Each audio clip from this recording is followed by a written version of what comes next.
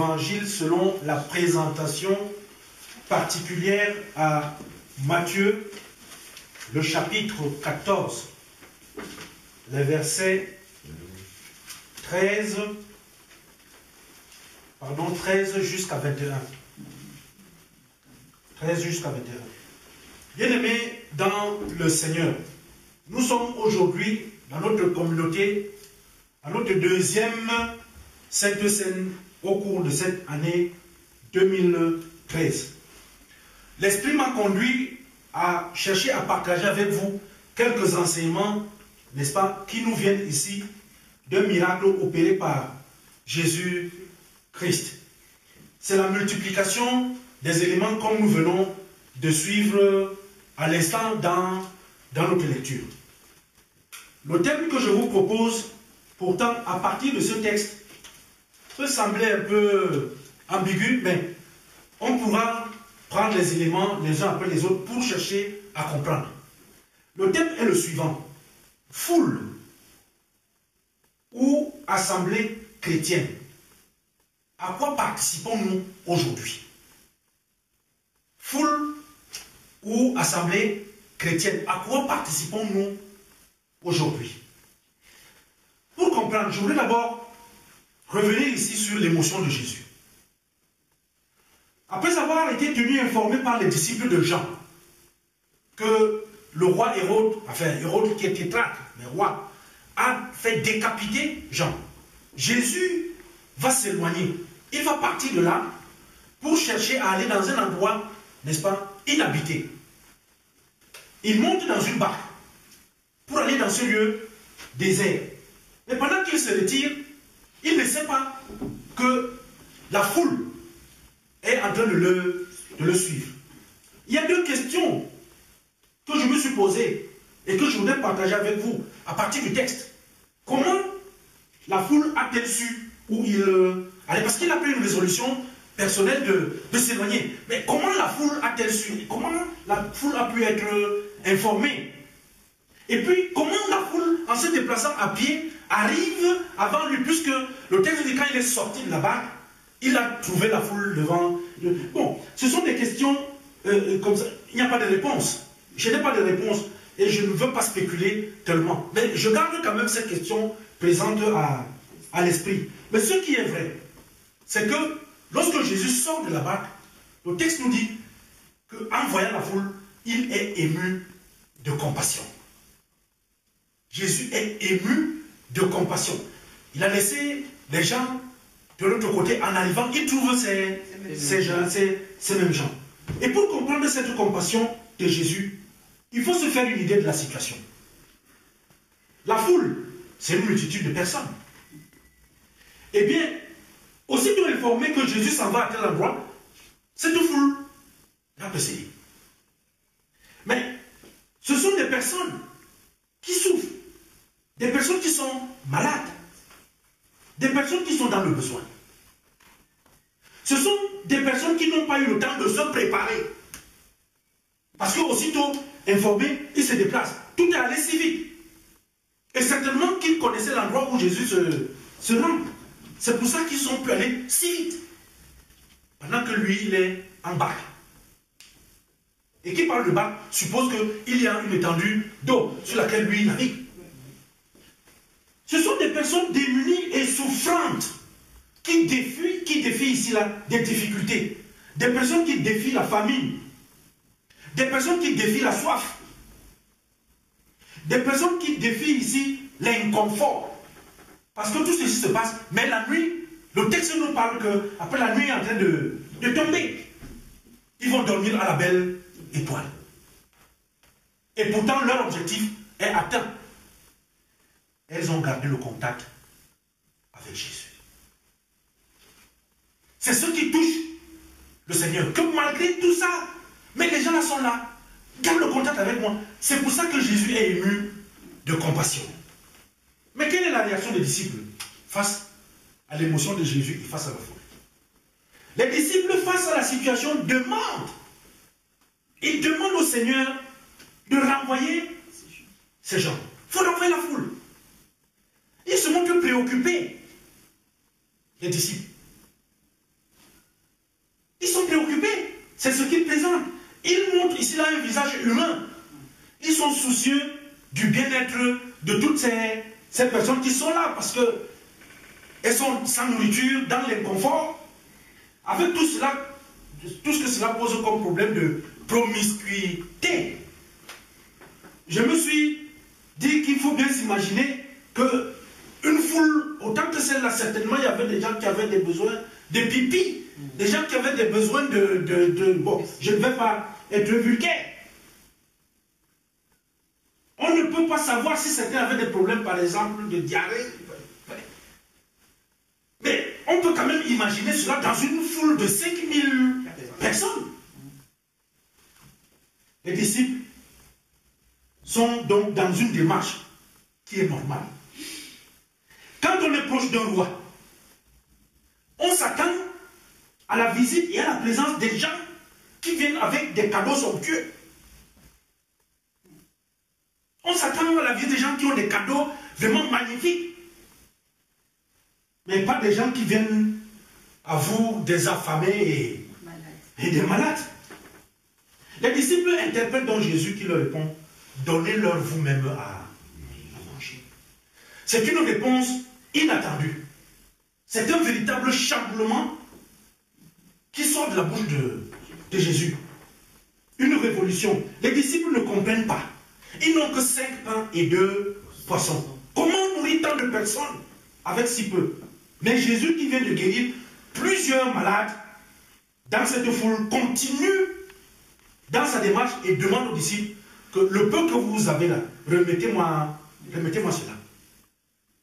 Puis Jésus va poser un acte qui vient toucher ici la question qui est notre sujet de réflexion. Jésus demande à la foule de faire quoi? De s'asseoir. Jésus va demander à la foule de s'asseoir. Ça semble banal. Mais c'est terriblement profond. Et pourquoi? Jésus, par cette demande, commence ici le processus du changement de cette foule en une assemblée. Voilà le sens caché ici là qui va venir toucher la multiplication qui va se produire. Le changement commence. Qu'est-ce qu'une foule? Qu'est-ce qu'une assemblée? Une foule, c'est une multitude de personnes réunies en un même lieu. Mais pour comprendre ce qu'est véritablement une foule, je vous invite à suivre du regard les derniers événements qui ont eu lieu ici, en France, avec les manifestations de mariage pour tous. On avait une foule, on a eu des foules. Les manifestants, mais avec tous les dérapages. Avec tous les dérapages.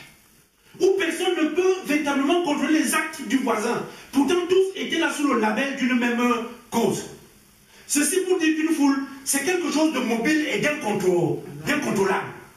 Les gens sont debout, en perpétuel mouvement. Mais Jésus va opérer un changement ici. Il demande à la foule de s'asseoir. Et la foule s'assoit. Oui, toutes ces personnes cessent d'être mobiles. Elles deviennent calmes. Elles s'asseyent pour écouter Jésus. Pour recevoir de lui quelque chose. À partir de ce moment-là, toutes ces personnes ne constituent plus une foule, mais elles deviennent une assemblée. Assieds-toi, asseyons-nous. Asseyons-nous. Les églises dans le monde sont de plus en plus peuplées de foules et non d'assemblées. Les communautés chrétiennes, surtout ici en France, sont constituées de foules et non d'assemblées. Les gens sont debout, toujours debout, incontrôlables, toujours en mouvement, où on pose des actes qui défient la moralité chrétienne, des actes qui font honte aux enseignements de la parole de Dieu. On voit parfois des personnes fréquenter 3, 4, 5, 10 communautés en quelques années. Elles sont toujours debout, en train de marcher, sans pouvoir se fixer. Toujours debout, toujours incontrôlable. Le Seigneur Jésus leur dit aujourd'hui, asseyez-vous. Assieds-toi. Assieds-toi. Il faut cesser de courir. Il faut cesser de bouger, cesser de traîner des soucis ici et là. Il faut cesser d'appartenir à la foule. Il faut cesser d'appartenir à la foule chrétienne. Appartenir enfin, c'est la demande de Jésus. Asseyez-vous pour appartenir enfin à une assemblée. Mais comment se passe la vie dans l'assemblée de Jésus?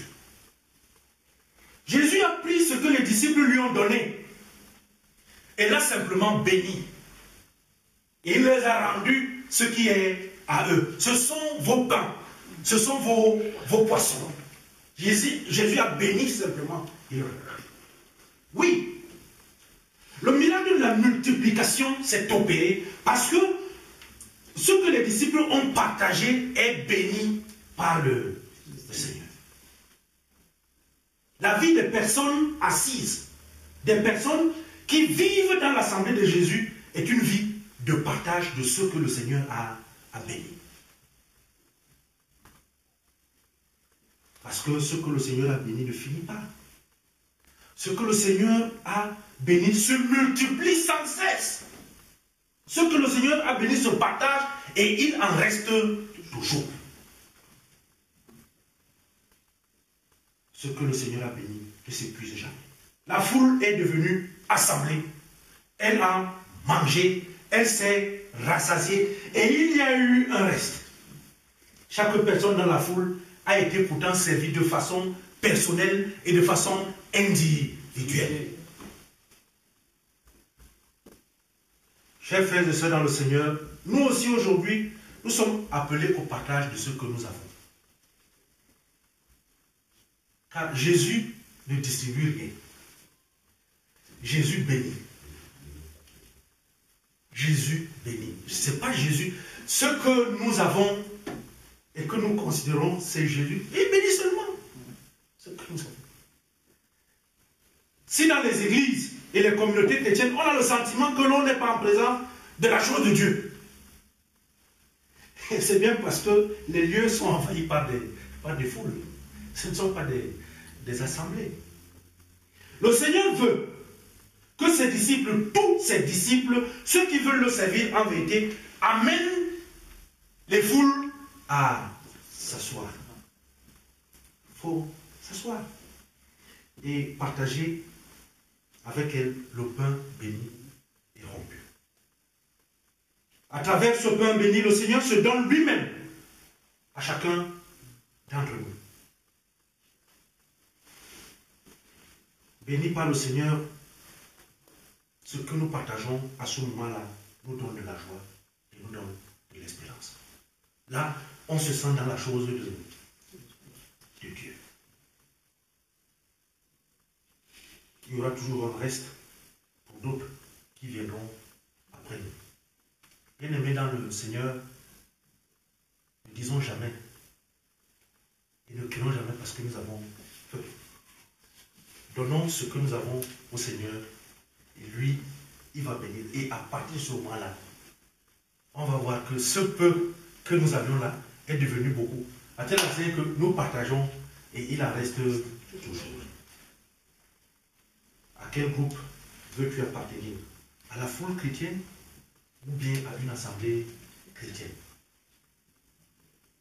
Que le Seigneur lui-même nous aide et qu'au moment où nous participons à la table sainte, que chacun puisse trouver le nécessaire pour son chemin de foi. Amen.